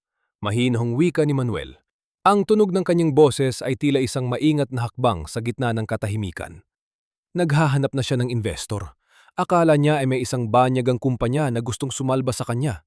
Hindi niya alam na ang bawat pisong ipapautang natin sa kanya ay may kalakip na tanikala. Dahan-dahang hinaplos ni Teresa ang screen. Gusto ko maramdaman niya ang takot na naramdaman ko nung pilitin niya akong pirmahan ang lupa ni tatay. Gusto kong isipin niya na nakahanap siya ng langit bago natin ipatikim sa kanya ang impyerno. Sa loob ng opisina ni Marco, pumasok si Doña Imelda na tila isang reynang nag-aalala sa kanyang korona. Ang kanyang mga hakbang ay mabigat. Ang tunog ng kanyang takong sa makintab na sahig ay tila isang babala. Marco, kailangan nating makuha ang investment na yun. Ang kumpanya ng mga Ayala Corp ay nagbabanta ng bawiin ang kanilang shares dahil sa balitang wala na tayong pondo. At si Chantal, tinatanong niya kung kailan natin bibilhin ang penthouse na ipinangako mo. Reklamo ni Imelda. Ang kanyang boses ay puno ng paggabalisa. Alam ko ma, ginagawa ko ang lahat. Pasigaw na sagot ni Marco. Ang kanyang buhok ay gulo-gulo na sa stress. May lumapit sa aking representative mula sa LTC Holdings. Handa silang magpasok ng 10 milyong piso ngayon din. Ang kapalit lang ay ang pagsangla ng lahat ng ari-arian ng kumpanya bilang collateral. Maliit na bagay lang ito, ma. Kapag nakuha ko ang posisyon sa Singapore, mababayaran ko rin ito agad. Hindi alam ni Marco na ang LTC Holdings ay hango sa mga titik ng pangalan ni Teresa. Laban ni Teresa Calida. Isang oras matapos ang pag-uusap na yon, isang itim na folder ang inilapag sa harap ni Marco. Ang kinatawan ng LTC Holdings, isang lalaking hindi pamilyar kay Marco, ngunit maayos manamit, ay nanatiling tahimik habang binabasa ni Marco ang mga pahina. Nagniningning ang mga mata ni Marco nang makita ang halaga ng tseke na kalakip ng kontrata. Sa kanyang isipan, nakikita na niya ang kanyang sarili na muling tinitingala ng lahat, kasama ang magandang si Chantal sa kanyang tabi. Hindi na niya binasa ang maliliit na letra sa huling bahagi ng dokumento, ang bahaging nagsasabing sa oras na magkaroon ng kahit isang araw na delay sa pagbabayad. Ang lahat ng kontrol sa kumpanya at pati na ang kanilang mansyon ay otomatikong malilipat sa lihim na may-ari ng LTC Holdings. Dahan-dahang idiniin ni Marco ang kanyang mamahaling ballpen sa papel. Ang bawat guhit ng kanyang pirma ay tila isang tunog ng pagsasara ng rehas sa sarili niyang kulungan. Ngumiti siya ng malapad, tila isang nanalo sa isang laban na hindi niya alam ay siya ang talo. Mula sa kanyang sasakyan, nakita ni Teresa ang notification sa kanyang cellphone. contract signed. Isang mapait ng ngiti ang sumilay sa kanyang labi. Isang golden moment ng tagumpay na hindi kailangang isigaw. Kinuha niya ang isang maliit na piraso ng kakanin na binili niya sa tabi ng kalsada. Ang kakanin na dati ay tinatawag nilang basura. Dahan-dahan niya itong kinain. Ninanamnam ang tamis na may halong pait ng alaala. Attorney Manuel! Tawag ni Teresa, ang kanyang boses ay malamig at puno ng autoridad. Ihanda mo na ang susunod na hakbang. Gusto kong malaman ni Marco kung ano ang pakiramdam ng maging isang katulong sa sarili mong bahay. Ngunit sa gitna ng kanilang pagdiriwang, isang mensahe ang dumating sa telepono ni Manuel. Ang kanyang mukha ay biglang sumeryoso, ang kanyang kilay ay nagsalubong sa pagtataka. Teresa, may problema. Bulong ni Manuel. Si Marco, hindi lang ang kumpanya ang isinangla niya. May isa pang dokumento na isinama niya sa mga papel na hindi natin inaasahan. Wala kang karapatang maging ina, Teresa. Sa batas at sa mata ng mga tao, isa kang maruming babaeng nagtaksil sa kanyang asawa. Hinding-hindi mo na muling mahahawakan ang anak ko. Ang boses ni Doña Imelda sa kabilang linya ng telepono ay tila isang malalamig na patak ng asidong tumatama sa hubad na balat ni Teresa. Sa loob ng sasakyan ni Manuel, nanigas ang kanyang buong katawan. Ang maliit na robot na laruan na kabibili lang niya para kay Mateo, isang laruang dati ay pinapang-arap lang niya, ngunit na yon ay kaya na niyang bilhin ng bulto. Ay dahan-dahang nalaglag mula sa kanyang nanginginig na kandungan. Anong ibig ninyong sabihin? Pabulong na tanong ni Teresa, ang kanyang boses ay halos hindi lumalabas sa kanyang nanunuyong lalamunan. Isang matalas at mapang-uyam na tawa ang narinig niya mula sa kabilang linya. Tingnan mo ang mga balita, Teresa. Tingnan mo kung paano ka ginawang bida ng asawa mo sa isang kwentong hinding-hindi mo malilimutan. Mabilis na inabot ni Manuel ang kanyang tablet kay Teresa. Doon, sa isang sikat na gossip blog at sa social media, nakabalandra ang mga larawang hindi makapaniwala si Teresa. Ang mga litrato ay malabo, ngunit malinaw na ipakita ang isang babaeng kamukha niya papasok sa isang mumurahing motel kasama ang isang lalaking hindi niya kilala. Mayroon ding mga testimony mula sa mga bayarang saksi na nagsasabing matagal na siyang nambababae habang si Marco ay nagpapakapagod sa trabaho. Naramdaman ni Teresa ang unti-unting paghina ng kanyang mga tuhod kahit siya ay nakaupo. Ang hangin sa loob ng sasakyan ay tila naglaho, pinalitan ng isang mabigat at nakakasakal na pait. Ang bawat tibok ng kanyang puso ay tila isang martilyo na dumudurog sa kanyang dibdib. Hindi niya magawang sumigaw. Ang sakit ay napakadiin, napakatahimik at napakatindi. Plano nila ito, Teresa. Mahina ang wika ni Manuel, ngunit bakas ang galit sa kanyang mga mata. Ginamit nilang oras na wala tayo sa mansyon upang gumawa ng ebidensya. Marco filed for an emergency petition for sole custody. Ginamit niyang dahilan ang moral turpitude o ang kawalan mo ng moralidad bilang ina. Pero hindi totoo yan. Alam niya yan, attorney. Buong buhay ko ay ibinigay ko sa kanila. Sigaw ni Teresa. Ang kanyang mga luha ay sa wakas ay bumuhos, mainit at puno ng pot. Alam ko, pero sa batas, ang ebidensyang nagsasalita at na yon, hawak nilang baraha. Sagot ni Manuel habang maingat na minamanyobrang sasakyan patungo sa mansyon. Pagdating nila sa tapat ng gate, nakita ni Teresa ang kanyang mga lumang gamit, ang kanyang mga kupas na damit, ang kanyang tsinelas at ang mga gamit sa pagluluto ng kakanin na nakakalat sa kalsada, basang-basa ng ulan at dinadaanan ng mga sasakyan. Lumabas si Marco mula sa gate, kasama ang dalawang security guard. Nakatayo siya ng tuwid, ang kanyang muka ay puno ng pagmamalaki at walang bakas ng kahit anong pagsisisi. Huwag kang lalapit dito, Teresa. Malamig na bulyaw ni Marco. Ayaw kong madungisan ng anak ko ng isang inang tulad mo. Nakuha ko na ang utos ng korte. Mula ngayon, bawal kang lumapit sa loob ng 100 metro kay Mateo. Kung hindi, ipapakulong kita. Marco, parang awa mo na nasaan ang anak ko? Nasaan si Mateo? Pagsusumamo ni Teresa habang pilit na humahawak sa rehas ng gate. Ang kanyang mga kuko ay kumakalmot sa bakal, tila gustong gibain ng harang sa pagitan niya at ng kanyang mundo. Isang bintana sa ikalawang palapag ang bumukas. Doon, nakita ni Teresa ang maliit na muka ni Mateo. Ang bata ay umiiyak. Ang kanyang mga kamay ay nakadikit sa salamin, pilit na tinatawag ang kanyang ina. Ngunit mabilis siyang hinila ni Doña Imelda palayo at isinara ang kurtina ng walang kapatawaran. Napasubsob si Teresa sa putikan sa tapat ng gate. Ang kanyang marangyang suot ay nadumihan, ang kanyang dangal ay muling nabaon sa dumi ng lansangan. Sa gitna ng buhos ng ulan, ang kanyang hikbi ay humahalo sa tunog ng kulog. Isang tunog ng isang pusong tuluyan ng nawasak. Dahan-dahang lumapit si Manuel at binuhat si Teresa. Hindi nagsalita ang abogado, ngunit ang kanyang mga kamay ay mahigpit na nakahawak sa balikat ni Teresa. Tila nagbibigay ng huling piraso ng lakas. Teresa, bulong ni Manuel sa gitna ng ingay ng bagyo. Hayaan mo silang magdiwang ngayon. Hayaan mong isipin nilang nakuha nila ang lahat. Dahil hindi nila alam, sa bawat luhang pumatak sa iyo ngayon, ay isang pako sa kabaong ng kanilang kasakiman. Tumingala si Teresa kay Manuel. Ang kanyang mga mata na kanina ay puno ng dusa, ay biglang nagbago. Ang apoy ng paghiganti ay muling nag-alab, ngunit sa pagkakataong ito ay mas malamig, mas matalas, at mas nakamamatay. Ati! Wika ni Teresa, ang kanyang boses ay tila galing sa ilalim ng lupa. Gawin natin ang lahat. Kahit ubusin ko ang 80 milyon, gusto ko silang makitang nagmamakaawa sa putikang kinatatayuan ko ngayon. Ngunit habang papasok sila sa sasakyan, isang itim na kotse ang huminto sa tapat nila. Bumaba ang isang lalaking nakauniporme, isang sheriff. Inabutan niya si Manuel ng isang dokumento na lalong nagpabago sa takbo ng gabi. Attorney Manuel Valderrama, may warrant of arrest para sa kliyente ninyong si Teresa Calida para sa kasong adultery at child neglect. Huwag kang hahawak sa akin. Ang mga kamay na yan ay para lamang sa mga kriminal, at hindi ako ang kriminal sa kwentong ito. Ang boses ni Teresa ay tila isang matalim na kidlat na humiwa sa bulyaw ng hangin at ulan. Sa harap ng sheriff at ang dalawang pulis, nakatayo si Teresa ng tuwid. Ang kanyang likod ay hindi nayuyukod sa bigat ng kawalan ng katarungan.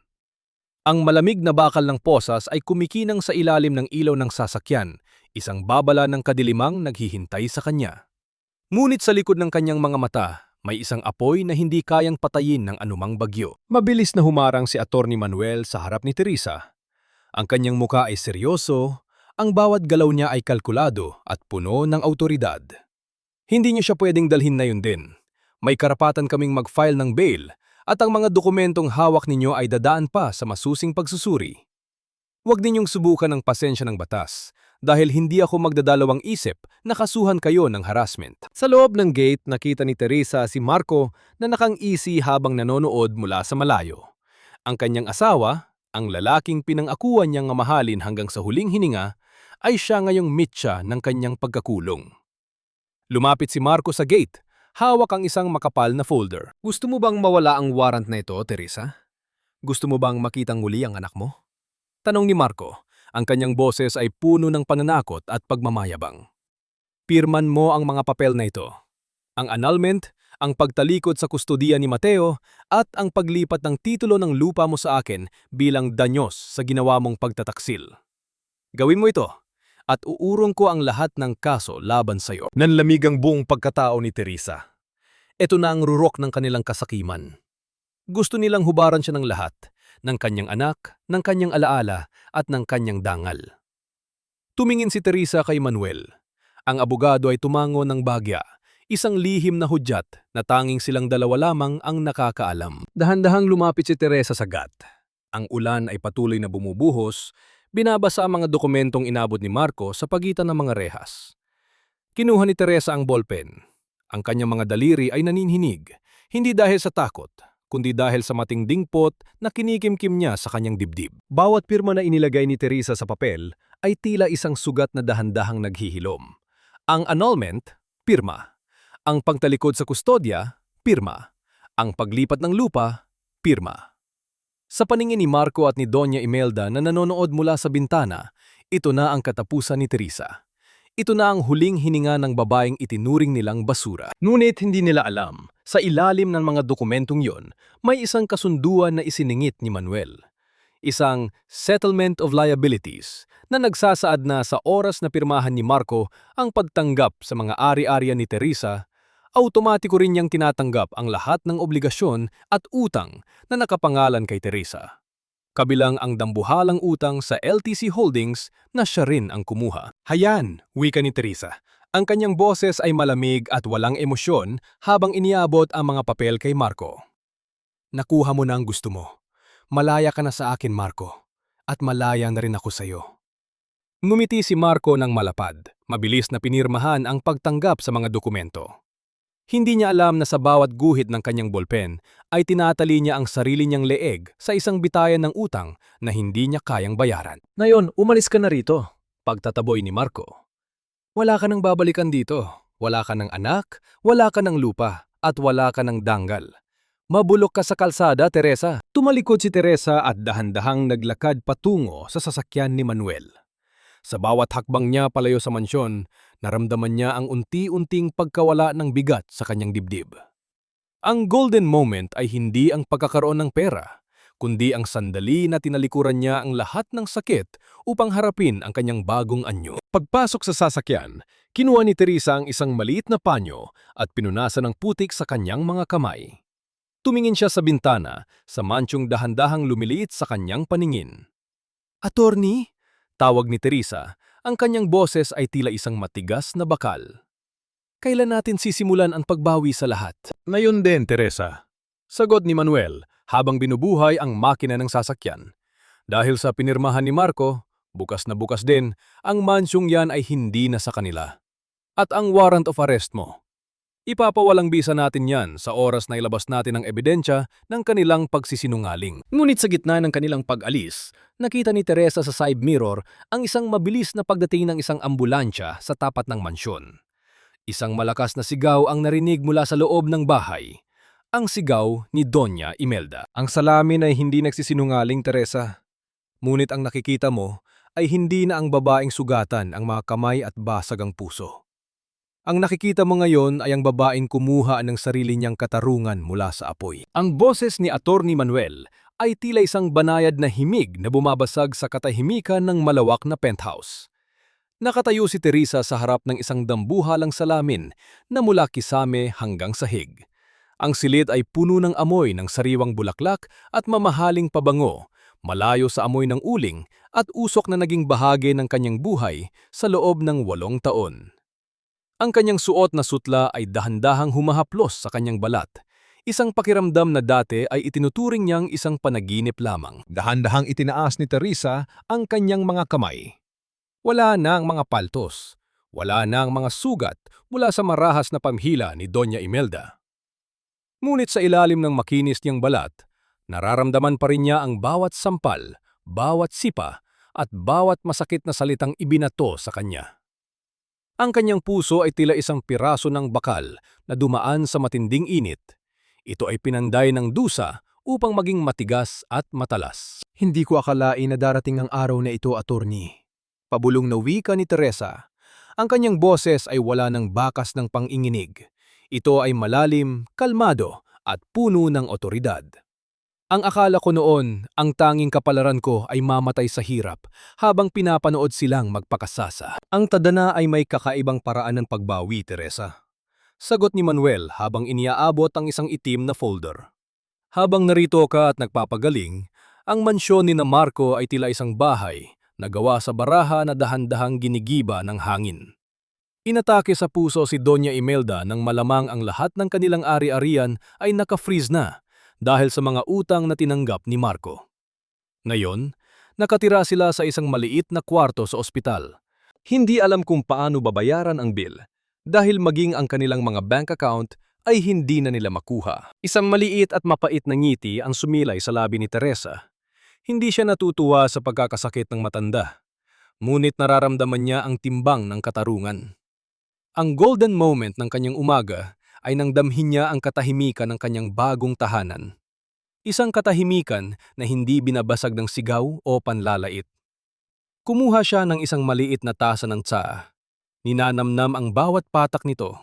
Tila bawat lagok ay paglilinis sa kanyang nakaraan. Sa loob ng nakalipas na isang linggo, tinuruan siya ni Manuel hindi lamang kung paano humawak ng pera, kundi kung paano humarap sa mundo ng mga mapanuring mata. Natutunan niyang itaas ang kanyang noo, hindi dahil sa kayabangan, kundi dahil alam na niya ang kanyang halaga. Ang tindera ng kakanin ay dahan-dahang naglalaho, at ang nagbabagong anyo na si Teresa Calida ay nagsisimulang sumibol. Handa ka na ba para sa susunod nating hakbang? Tanong ni Manuel. Ang kanyang mga mata ay puno ng paghanga sa transformation ng babaeng nasa harap niya. Kailangan nating ipakita sa kanila na ang basurang itinapon nila ay siya palang hiyas na magpapatumba sa kanilang kaharian. Inilabas ni Manuel ang isang gintong imbitasyon mula sa kanyang bulsa. Ito ay para sa taunang Grand Ball ng mga Ayala Corp, ang pinakasikat at pinakamarangyang pagtitipon ng mga negosyante sa bansa. Doon ay inaasahang dadalo si Marco kasama si Chantal sa huling pagtatangka nilang makahanap ng mga bagong investor na magliligtas sa kanila mula sa tuluyang pagbangkarot. Doon mo sila haharapin, Teresa. Hindi bilang kanilang biktima, kundi bilang ang babaeng nagmamay-ari na ng kanilang kapalaran. Wika ni Manuel. Hinawakan ni Teresa ang gintong imbitasyon. Ramdam niya ang talim ng mga gilid nito sa kanyang mga daliri. Sa kanyang isipan, nakikita niya ang mukha ni Mateo. Ang kanyang anak ang tanging dahilan kung bakit siya bumabangon. Ang bawat hakbang niya ay patungo sa pagbawi sa bata. Gusto kong makita ang mga mukha nila kapag nalaman nilang ang babaeng itinuring nilang walang pinag-aralan ang siyang humahawak sa leeg ng kanilang kumpanya. Malamig na bulyaw ni Teresa. Ngunit habang naghahanda sila, isang tawag ang dumating sa teleponya ni Manuel. Ang kanyang mukha ay biglang nagbago. Ang kanyang mga kilay ay nagsalubong sa gitna ng matinding pag-aalala. Ano yon, attorney? Kaba na tanong ni Teresa. Si Marco, nalaman na niya kung nasaan ka. Bulong ni Manuel. At may dala siyang mga tao.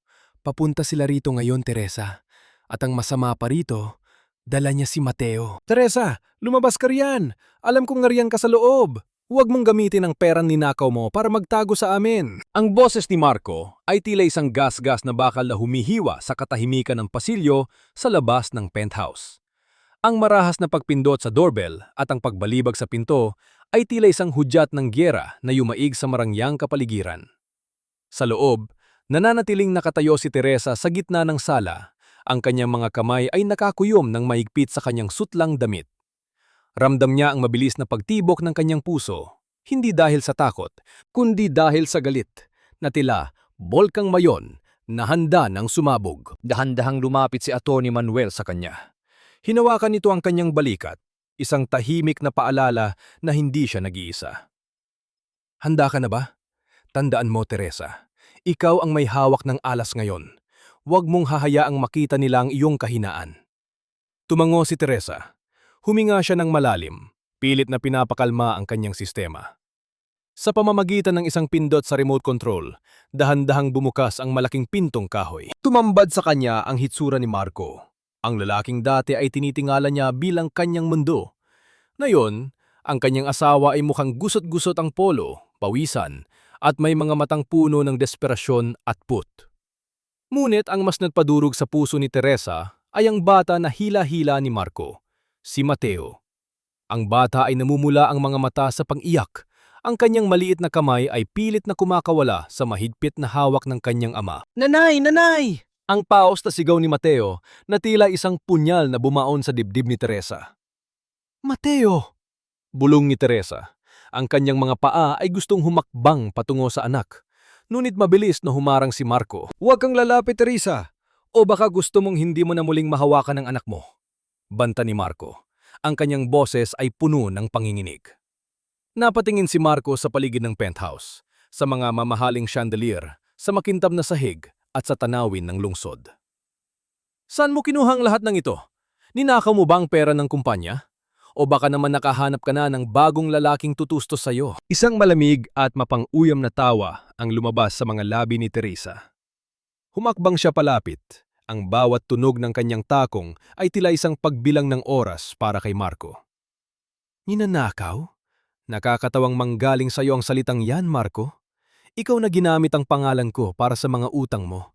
Ikaw na kinuha ang lupa ni tatay para lang ipanggastos sa babae mo. Tiningnan ni Teresa ang asawa ng diretso sa mga mata. Ang lahat ng nakikita mo rito ay bunga ng katarungang ipinagkait niyo sa akin. At tungkol sa anak ko, bitawan mo siya, Marco. Huwag mong idamay ang bata sa dumi ng pagkatao mo. Huwag mo akong diktahan! Bulyaw ni Marco habang mas lalong hinihigpitan ang hawak sa braso ni Mateo na nagpasigaw sa bata sa sakit. Kailangan ko ng 10 milyong piso ngayon din. Alam kong ikaw ang may-ari ng LTC Holdings. Ikaw ang sumasakal sa kumpanya ko. Ibigay mo sa akin ang pera at ibibigay ko sa iyo ang bata. Naramdaman ni Teresa ang pag-init ng kanyang mga mata. Ang golden moment ng kanyang pagtitiis ay nang makita niya ang isang maliit na sugat sa tuhod ni Mateo. Isang galos na tila hindi man lamang ginamot ni Marco. Dahan-dahang kinuha ni Teresa ang isang checkbook mula sa mesa. Nagsimula siyang magsulat. Ang bawat guhit ng panulat ay tila isang tunog ng pagsisisi. 10 milyon ba ang halaga ng anak ko sa iyo, Marco? Tanong ni Teresa. Ang kanyang boses ay tila yelo sa lamig. Ganyan ba kababa ang tingin mo sa sarili mong dugo? Ibigay mo na lang ang tseke, sigaw ni Marco. Ang kanyang mga mata ay nanlilisik sa kasakiman. Inabot ni Teresa ang tseke. Ngunit bago pa man ito mahawakan ni Marco, mabilis na kumilos si Attorney Manuel. Iniharap niya ang isang recorder na kanina pa nakatago. Nakarecord ang lahat ng pagbabanta mo, Marco. Ang child endangerment, ang extortion, at ang paggamit mo kay Mateo bilang hostage.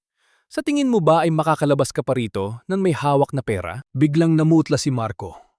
Narinig niya ang tunog ng mga sirena ng pulis na dahan-dahang papalapit sa gusali. Sa kanyang pagkatulala, mabilis na hinila ni Teresa si Mateo mula sa kanyang mga bisig. Niyakap niya ang anak ng napakahigpit. Ibinaon ng kanyang muka sa leeg ng bata, habang ang kanyang mga luha ay sa wakas ay bumuhos.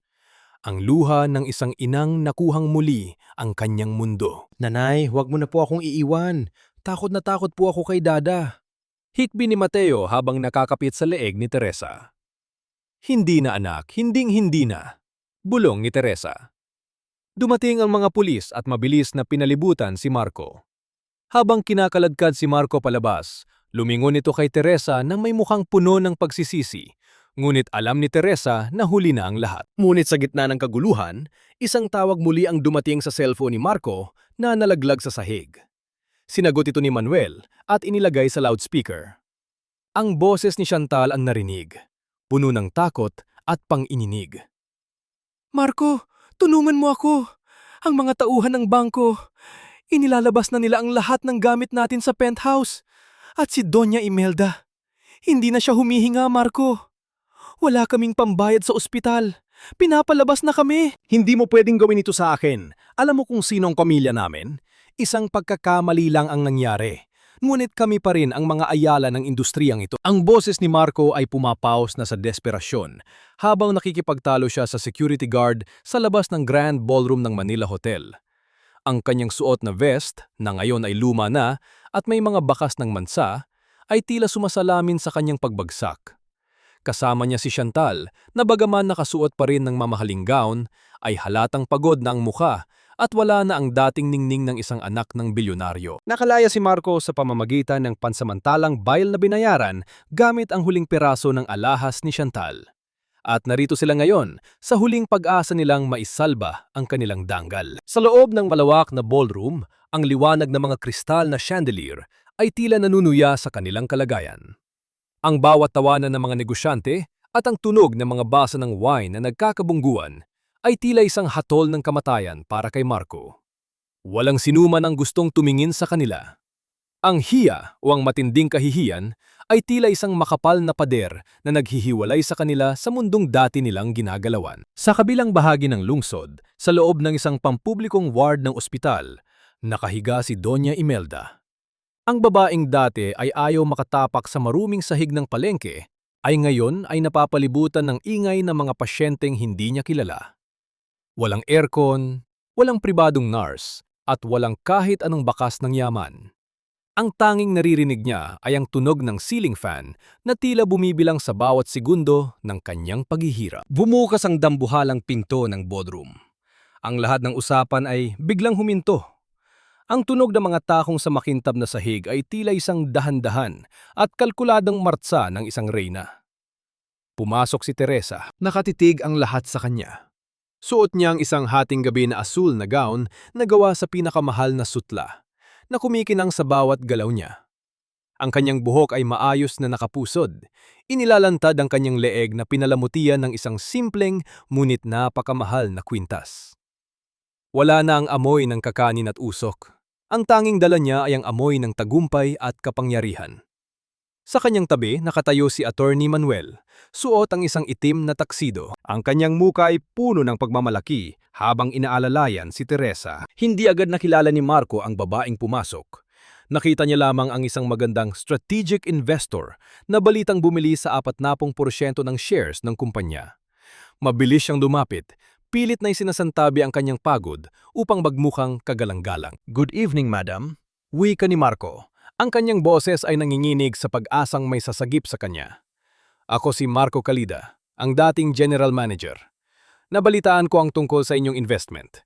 Gusto ko sanang hingi ng inyong oras upang pag-usapan ang muling pagbuhay sa kumpanya. Dahan-dahang humarap si Teresa. Nang magtama ang kanilang mga mata, tila huminto ang pagtibok ng puso ni Marco. Ang baso ng wine na hawak ni Chantal ay dahan-dahang dula sa kanyang kamay at nabasag sa sahig, ang tunog nito ay tila isang hudyat ng pagsabog. Teresa? Pautal-utal na tawag ni Marco, ang kanyang mukha ay biglang nawalan ng kulay. Paano? Anong ginagawa mo rito? Tumingin si Teresa sa asawa ng walang anumang emosyon. Ang golden moment ng gabing ito ay ang sandali na nakita niya ang takot sa mga mata ni Marco. Isang takot na hindi nanggagaling sa banta, kundi sa katotohanan. Dahan-dahang kinuha ni Teresa ang isang tissue mula sa tray ng waiter at pinunasan ang dumi sa pisngi ni Marco. Tila pinupunasan ng isang mantsa sa isang lumang kagamitan. Nakakalungkot kang tingnan, Marco. Malamig na wika ni Teresa. Ang kanyang boses ay narinig ng mga taong nasa paligid nila. Ang akala ko ba ay isa akong basurang hindi nararapat sa mundong ito? Ngayon, bakit ang basurang yon ang kailangang mag-abot ng kamay upang hindi ka tuluyang malunod? Ninakaw mo ang pera! Inuto mo kami! Sigaw ni Chantal, pilit na sumisingit sa usapan kahit nang kinginig na ang kanyang boses. Ang pera ay hindi ninanakaw sa mga taong wala namang pag-aari, Chantal. Sagot ni Teresa habang humaharap sa mga panauhin. Ladies and gentlemen, gusto ko lang ipakilala ang aking sarili. Ako si Teresa Calida, ang bagong majority shareholder ng kumpanyang ito. At bilang unang utos ko, tumingin siya kay Marco nang may matalim na ngiti. Ay ang pormal na pagsasampa ng kasong estafa at falsification of documents laban sa dating pamunuan. Marco, ang bahay na tinitirhan nyo ngayon. Ang kotse na ginamit mo papunta rito. Lahat ng yan ay pag-aari na ng LTC Holdings. Meron kayong 24 na oras upang lisanin ang lahat ng ari-ariyang yon. Napasubsob si Marco sa sahig. Ang kanyang mga tuhod ay hindi na kayang dalhin ang bigat ng kanyang pagkatalo. Sa gitna ng karangyaan ng ballroom, nakita niya ang kanyang sarili na mag-isa, habang ang babaeng itinapon niya ay dahan-dahang naglalakad palayo, kasunod ang lahat ng mga matang puno ng paghanga at takot. Ngunit bago pa man makalabas si Teresa sa ballroom, isang tauhan ng ospital ang mabilis na lumapit kay Marco at bumulong. Isang balitang nagpabago sa aura ng tagumpay ni Teresa tungo sa isang malalim na katahimikan. Sir Marco, ang nanay niyo po, Doña Imelda, may kailangang pirmahang dokumento para sa operasyon niya. Kung hindi po magbabayad ng deposit ngayong gabi, hindi po sila matutulungan. Lumingon si Marco kay Teresa. Ang kanyang mga mata ay puno ng luha ng desperasyon. Teresa, parang awa mo na. Ang nanay ko, mamatay siya kung hindi mo kami tutulungan. Teresa, parang awa mo na. Kahit ako na lang ang saktan mo, wag lang ang nanay ko. Wala kaming perang pambayad sa operasyon. Ikaw lang ang makapagliligtas sa kanya. Ang boses ni Marco ay basag. Humahagulgol siya sa gitna ng marangyang ballroom habang ang kanyang mga kamay ay pilit na humahawak sa laylayan ng gown ni Teresa. Ang lahat ng mata sa paligid ay nakatuon sa kanila. Mga matang puno ng panghuhusga, hindi para kay Teresa, kundi para sa lalaking dati ay tinitingala, ngunit na yon ay nakasubsob sa putika ng sarili niyang kahihiyan. Nanatiling nakatayo si Teresa ng tuwid. Ang lamig ng marmol na sahig ay tila umaakyat sa kanyang mga paa, ngunit mas malamig ang alaala ng gabing ikinulong siya sa bodega. Naalala niya ang bawat hapdi ng sampal ni Doña Imelda, ang bawat panlalait sa amoy ng kanyang kakanin, at ang bawat banta na ilalayo sa kanya si Mateo. Noong mga sandaling iyon, wala ring nakinig sa kanyang pagsusumamo. Noong mga sandaling iyon, hinayaan nila siyang mamatay sa sakit. Dahan-dahang inatras ni Teresa ang kanyang paa upang kumawala sa hawak ni Marco. Ang tunog ng kanyang paghinga ay tila isang maingat na pagpunit ng isang lumang pahina. Tumingin siya kay Attorney Manuel na nananatiling tahimik sa kanyang tabi, naghihintay sa anumang desisyon na gagawin ng kanyang puso. Marco! Pabulong na wika ni Teresa, ang kanyang boses ay tila isang matalim na hangin na dumaan sa ballroom. Noong nakiusap ako sa inyo na wag niyo akong ilayo kay Mateo, narinig niyo ba ako? Noong nakiusap ako na wag niyo akong tratuhin na parang basura, may awa ba kayong ipinakita? Pagsisihan ko ang lahat, Teresa. Gagawin ko ang lahat. Pero ang buhay ng nanay ko, parang awa mo na. Muling pagsusumamo ni Marco, ang kanyang muka ay basang-basa na ng luha at pawis. Isang matagal na katahimikan ang namayani. Ang golden moment ng gabing ito ay ang sandali na kinuha ni Teresa ang kanyang mamahaling clutch bag. Hindi siya naglabas ng pera. Sa halip, kinuha niya ang isang piraso ng matigas at tuyong kakanin na laging nasa loob ng kanyang bag, isang paalala ng kanyang pinagmulan. Dinurog niya ito sa harap ni Marco. Ang mga mumo ay nalaglag sa sahig na tila mga pangarap na hindi na mabubuo muli. Attorney Manuel! Tawag ni Teresa nang hindi inaalis ang tingin sa asawa. Tawagan mo ang ospital. Sabihin mo na ang LTC Holdings ang sasagot sa lahat ng gastusin ni Doña Imelda. Nagkaroon ng bulungan sa paligid. Ngunit itinaas ni Teresa ang kanyang kamay upang patigilin ang lahat. Ngunit sa isang kondisyon. Ililipat siya sa pinakamaliit na charity ward. Walang espesyal na gamutan, walang pribadong kwarto. Tatanggapin niya ang serbisyo na ibinibigay sa pinakamahihirap na tao sa bansang ito. Ang mga taong dati ay tinatawag niyang mabababa ang uri. Tumingala si Marco, may halong gulat at takot. Teresa, maraming salamat. Huwag kang mapasalamat sa akin, Marco. Malamig na bulyaw ni Teresa habang dahan-dahang lumalapit sa kanya. Hindi ko ito ginagawa dahil pinatawad ko na kayo. Ginagawa ko ito dahil ayaw kong maging katulad ninyo. Ang yaman ko ay gagamitin ko upang ipakita sa inyo kung paano maging tao. Isang bagay na hinding-hindi nyo natutunan sa gitna ng inyong karangyaan. Paglabas ni Teresa sa ballroom, ang sariwang hangin ng gabi ay humaplos sa kanyang muka. Ramdam niya ang dahan-dahang pagluwag ng buhol sa kanyang dibdib. Habang naglalakad patungo sa sasakyan, nakita niya si Chantal na nakasandal sa isang pader, umiiyak at tinatalikuran ng mga dati niyang kaibigan.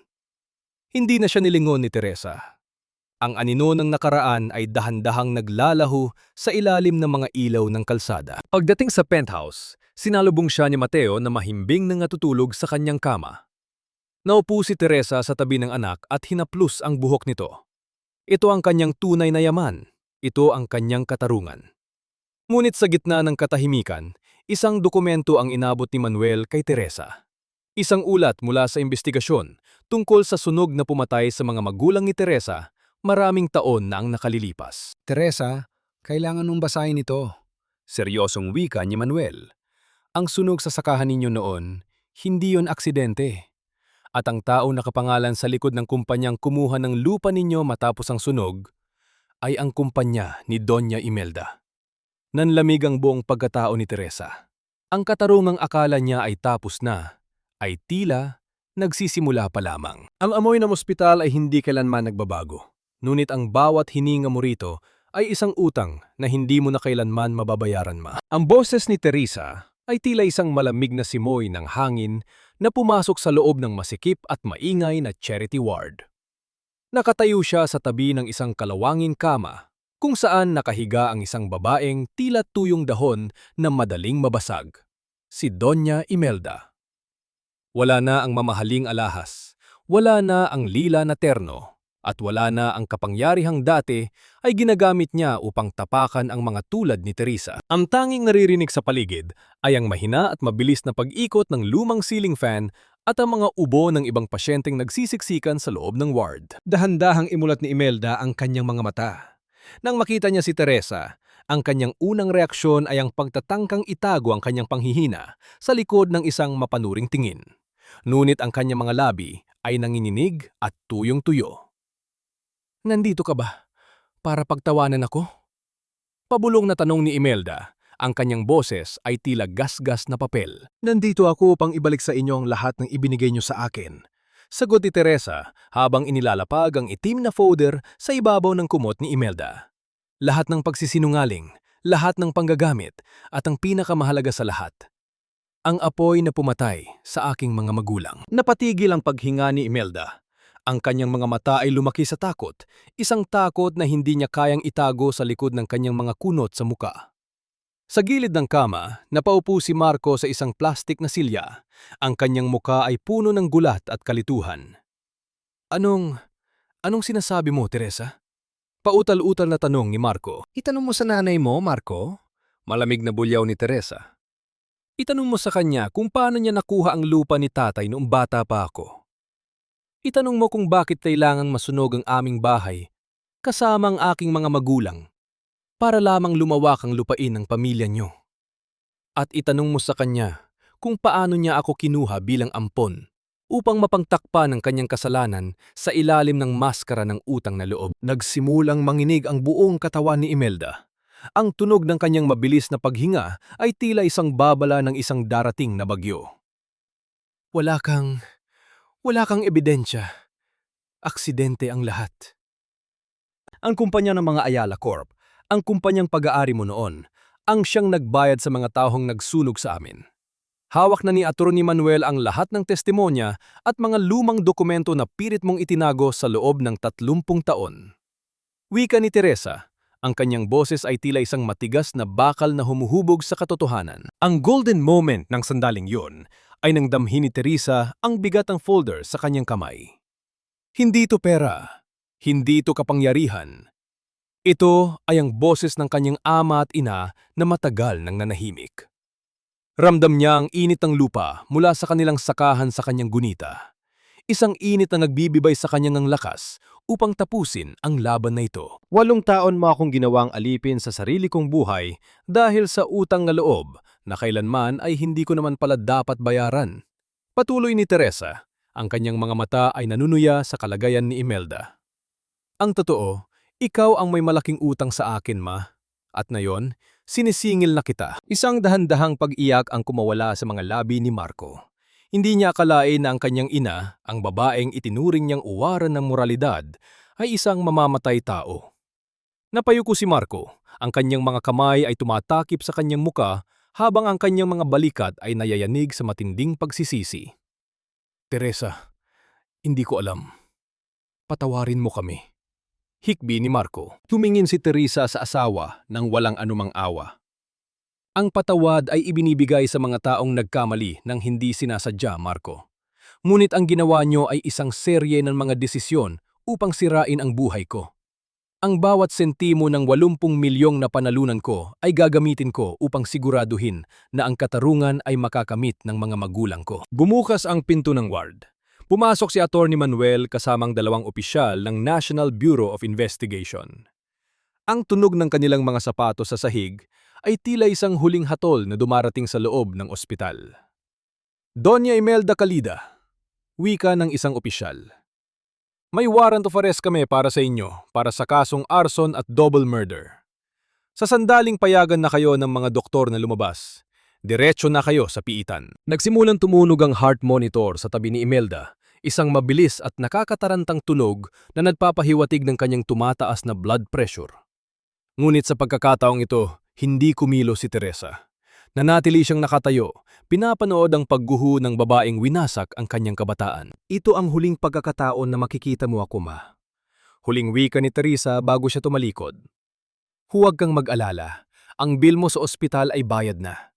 Gusto kong mabuhay ka pa ng matagal upang maranasan mo ang bawat araw sa loob ng rehas na nararapat para sa iyo. Paglabas ni Teresa sa ward, naramdaman niya ang isang dambuhalang bigat na dahan-dahang nawawala sa kanyang mga balikat. Ngunit sa labas ng gusali, nakita niyang isang pamilyar na kotse, ang kotse ni Chantal, at sa tabi nito, nakatayo ang isang lalaking hindi niya inaasahan, isang lalaking may hawak na litrato ni Mateo. Ibalik mo sa akin ang anak ko! Kahit ubusin ko ang bawat huling sentimo ng yaman ko, hindi mo mahahawakan ang kahit isang hibla ng buhok ni Mateo. Ang boses ni Teresa ay tila isang nagangalit na leon na handang sumakmal sa gitna ng paradahan ng ospital. Ang kanyang mga mata ay nanlilisik, nakatitig sa lalaking nakajacket na itim na may hawak ng litrato ni Mateo. Sa likod nito, nakasandal si Chantal sa kanyang kotse, Ang mukha ay puno ng panghinginig at desperasyon.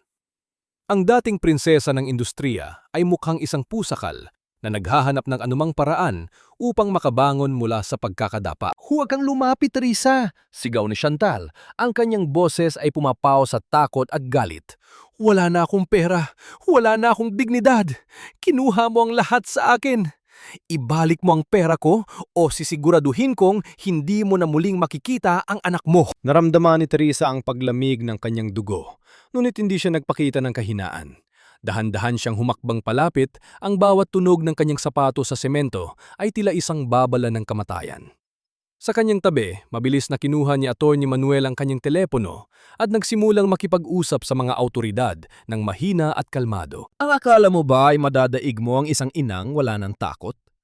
Malamig na wika ni Teresa habang tinititigan si Chantal. "Ginamit mo si Marco upang sirain ako. At ngayon, gagamitin mo ang anak ko? Napakababa mo, Chantal. Mas mababa pa sa duming pilit mong ipinupunas sa akin noon.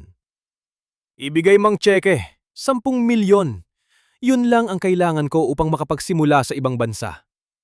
Bulyaw ni Chantal habang mabilis na sumenya sa lalaking kasama niya. Ngunit bago pa man makakilos ang lalaki, isang pangkat na mga undercover na pulis ang biglang lumitaw mula sa mga nakaparadang sasakyan. Ang tunog ng mga yabag ng takbo at ang utos ng mga pulis ay pumuno sa paligid. Mabilis na napalibutan sina Chantal at ang kanyang kasama. Ang golden moment ng sandaling yun ay nang makita ni Teresa ang pagkabasag ng huling pag-asa sa mga mata ni Chantal.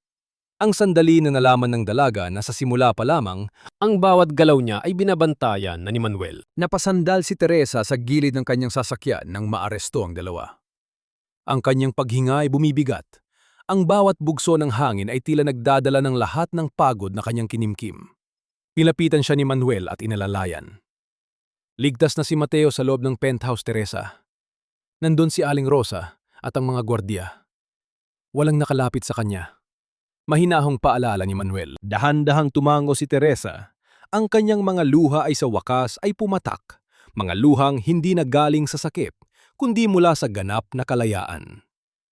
Pagkalipas ng ilang oras, dinala ni Manuel si Teresa sa isang lugar na matagal na niyang hindi napupuntahan, ang lumang sakahan sa kanilang probinsya na nabawi na nila mula sa pamilya Kalida. Nakatayo sila sa gitna ng luntiang bukirin habang dahan-dahang lumulubog ang araw. Ang kulay kahel na langit ay tila humahaplos sa mga tanim na palay.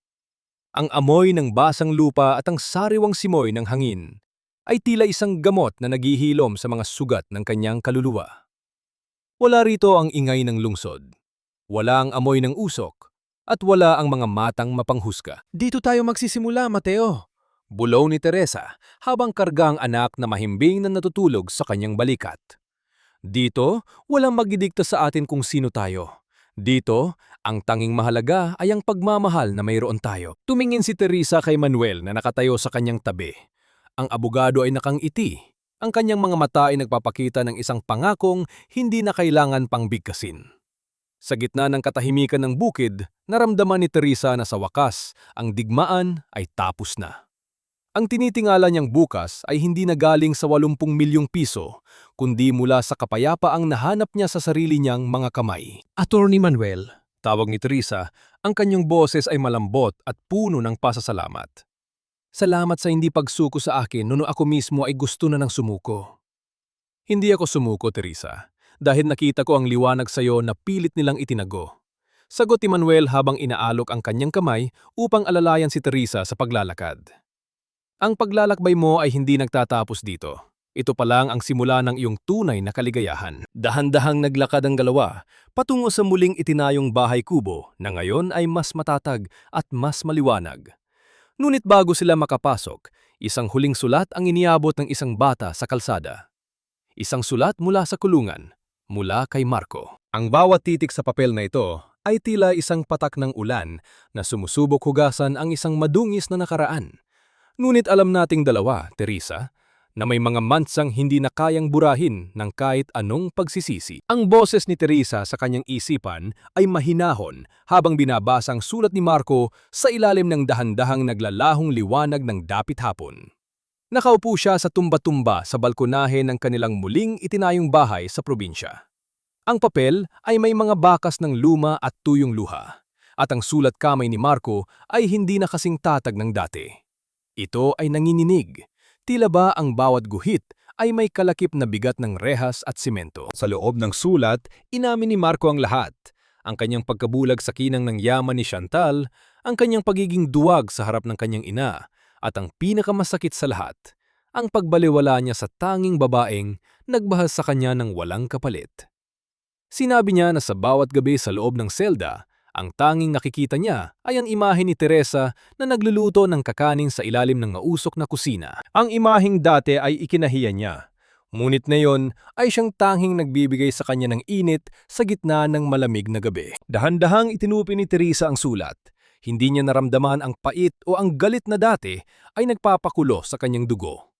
Ang tanging naramdaman niya ay isang malalim na paghinga, isang pagpapakawala sa isang taong matagal na niyang ibinaon sa limot.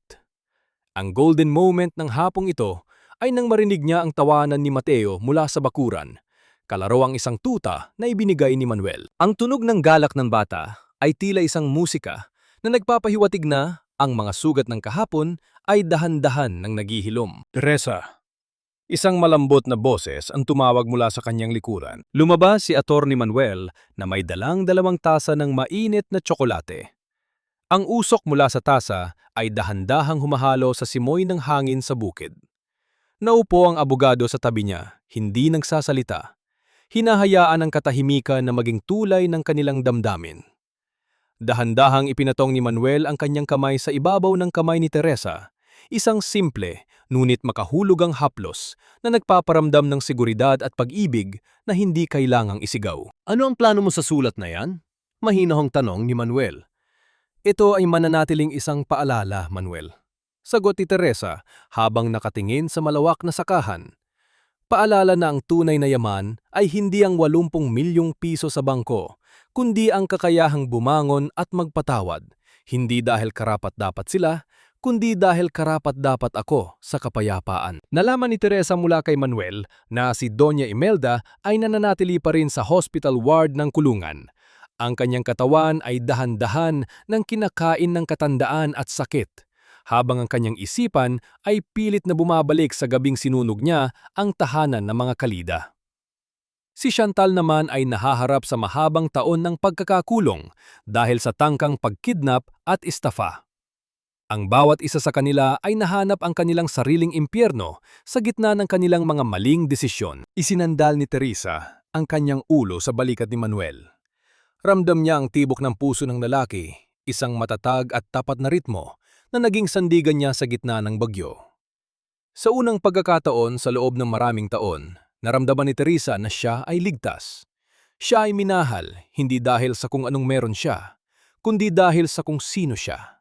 Isang babaeng marunong lumaban, marunong magmahal, at higit sa lahat, marunong magpahalaga sa sarili. Ang sikat ng araw ay tuluyan ng naglaho. Pinalitan ng mga unang bituin na nagsisimulang kumislap sa langit. Ang amoy ng basang damo at ang huni ng mga kuliglig ay tila isang pagbabasbas sa kanilang bagong simula. Ang tindera ng kakanin na dati ay yuyuko sa bawat sampal ng tadhana. Ngayon ay nakatayo ng tuwid, handang harapin ang anumang bukas na darating. Salamat, Manuel. Bulong ni Teresa habang dahan-dahang ipinipikit ang kanyang mga mata. Salamat din, Teresa. Dahil sa'yo, natutunan ko ng pinakamagandang kwento ay ang kwento ng isang pusong tumangging mamatay. Tugon ni Manuel habang mas lalong hinihigpitan ang kanyang yakap. Sa gitna ng katahimikan ng gabi, ang tanging maririnig ay ang mahinahong paghinga ng isang inang nahanap na ang kanyang paraiso at ang pangako ng isang pag-ibig na kailanman ay hindi na muling mag-iwan. Lumipas ang 5 taon na tila isang banayad na agos ng ilog. Dahan-dahang tinatangay ang mga alaala ng hapdi at pait patungo sa malawak na dagat ng limot. Sa gitna ng Hacienda Teresa, ang dating tuyot na lupain ay naging isang luntiang paraiso na puno ng buhay. Ang bawat puno ng mangga at bawat hanay ng mga pananim ay tila mga saksi sa muling pagkabuhay ng isang inang minsan nang itinapon ng tadhana. Ang amoy ng sariwang kape at bagong luto na kaakanin ay muling humahalo sa simoy ng hangin. Ngunit sa pagkakataong ito, hindi ito amoy ng paghihirap, kundi amoy ng tagumpay at dangal. Sa gitna ng malawak na hardin, nakatayo si Teresa habang pinagmamasdan ang mga kababaihang nagtatrabaho sa kanyang kooperatiba. Sila ang mga inang tulad niya noon, mga sugatan, mga inabuso at mga nawala ng pag-asa. Binigyan niya sila ng pagkakataong tumayo sa sarili nilang mga paa, gamit ang puhunan na hindi lamang galing sa kanyang 80 milyong piso, kundi mula sa kanyang malasakit at karanasan. Ang golden moment ng bawat umaga niya ay ang makita ang mga niting dati ay nakakubli sa takot. Mga niting ngayon ay sumasalamin sa kalayaang kanyang ipinaglaban. Dahan-dahang lumapit si Mateo na ngayon ay isang malusog at matangkad na bata na. May dala siyang isang maliit na basket na mga pinitas na bulaklak. Kasunod niya si Manuel, na bagaman may ilang hibla na ng puting buhok, ay nananatiling may matatag na tindig at mapagmahal na tingin. Ang paraan ng paghawak ni Manuel sa balikat ni Mateo ay tila isang pagkilala sa isang ugnayang higit pa sa dugo, isang ugnayang binuo ng katapatan at sakripisyo. Nanay, tingnan mo po ang gaganda ng mga pinitas ko para sa'yo. Masayang wika ni Mateo habang iniaabot ang mga bulaklak. Niyakap ni Teresa ang kanyang anak at sa sandaling yon, nasagot ang unang katanungan ng kanyang puso.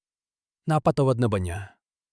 Hindi niya binura ang mga ginawa ni Marco at Doña Imelda, ngunit pinili niyang wag nang hayaan na ang kanilang mga anino ang magdikta sa kanyang bukas. Ang pagpapatawad niya ay hindi paglimot, kundi ang pagpili na maging malaya mula sa kadena ng pot. Nabalitaan niya na si Marco ay nagtatrabaho na bilang isang kargador sa pier matapos makalaya. Isang buhay na malayo sa karangyaan, ngunit puno ng pagsisikap na magbago. Si Doña Imelda naman ay pumanaw na sa loob ng hospital ward, dala ang kanyang mga lihim at pagsisisi sa kabilang buhay. Hindi na sila dinalaw ni Teresa, hindi dahil sa galit, kundi dahil tapos na ang kanilang bahagi sa kanyang kwento. Sa ikalawang tanong, mayroon na ba siyang kapayapaan? Habang nakasandal si Teresa sa dibdib ni Manuel habang pinapanood ang paglubog ng araw, naramdaman niya ang ganap na katahimikan sa kanyang kaluluwa. Ang kapayapaan niya ay hindi nanggaling sa dami ng kanyang pera o sa laki ng kanyang hasyenda. Ito ay nanggaling sa katotohanang nakukuha na niyang yakapin ang kanyang anak gabi-gabi ng walang takot, at may isang lalaking handang tumayo sa tabi niya anuman ang mangyari. Ang katahimikan ng gabi ay hindi na nakakatakot. Ito ay naging isang duyan ng pasasalamat. At ang huling aral para sa lahat. Ang yaman ay maaring manakaw, ang kagandahan ay maaring kumupas, at ang kapangyarihan ay maaring gumuho sa loob ng isang iglap. Ngunit ang dangal ng isang tao, kapag pinangalagaan at ipinaglaban, ay ang tanging kayamanan na hinding-hindi kayang bawiin ng kahit na sinong mapang-api. Ang kwento ni Teresa ay isang paalala na ang bawat patak ng luha ay maaring maging mitsa ng isang dakilang pagbabago, at ang bawat sugat ay maaring mading marka ng isang tunay na tagumpay. Salamat sa pagdating sa buhay namin, Manuel.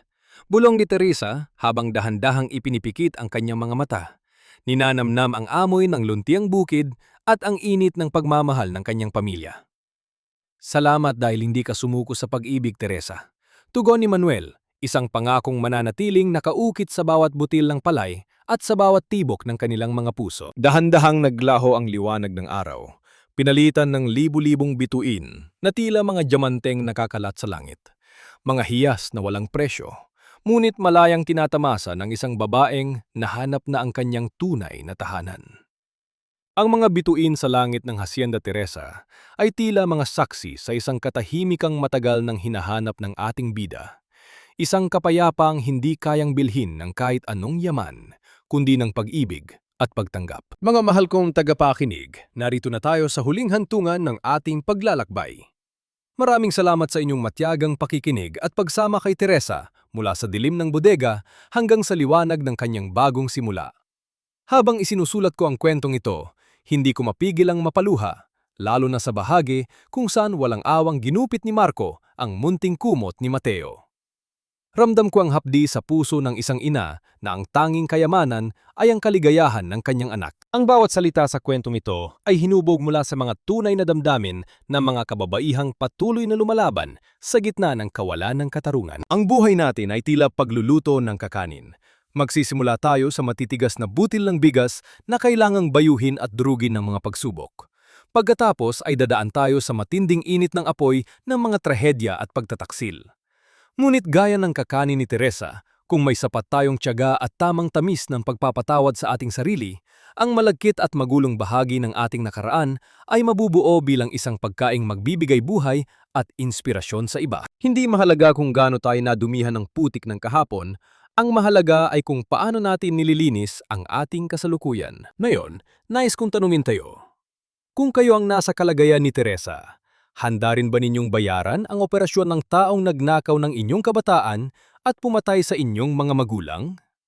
Karapat-dapat ba ang awa para sa isang tulad ni Doña Imelda? Sana ay nakapagbigay ang kwentong ito ng kaunting init sa inyong mga puso. Nasaan man kayo ngayon? Marahil ay nagtutupi ng labada, nagluluto para sa hapunan o nagpapagahinga matapos ang isang mahabang araw. Nais kong malaman ninyo na hindi kayo nag-iisa. Ibahagi ninyo ang inyong mga kwento sa aming comment section. Dito ay may mga taong handang makinig at umunawa sa inyong pinagdaraanan. Huwag din ninyong kalimutang i-like at i-share ang kwentong ito upang mas marami pang mga kababaihan ang makahanap ng lakas at pag-asa. Maging matatag kayo, mga reyna ng sarili ninyong buhay. Manatiling manalig na matapos ang pinakamahabang gabi, palaging may darating na umaga. Hanggang sa muli nating pagkukwentuhan, pamagat ng kwento, ang tamis ng tagumpay mula sa mapait na kahapon. Paunawa, ang lahat ng mga tauhan at sitwasyon sa kwentong ito ay pawang katang-isip lamang na nilikha para sa layuning libangin at maghatid ng positibong mensahe sa mga tagapakinig.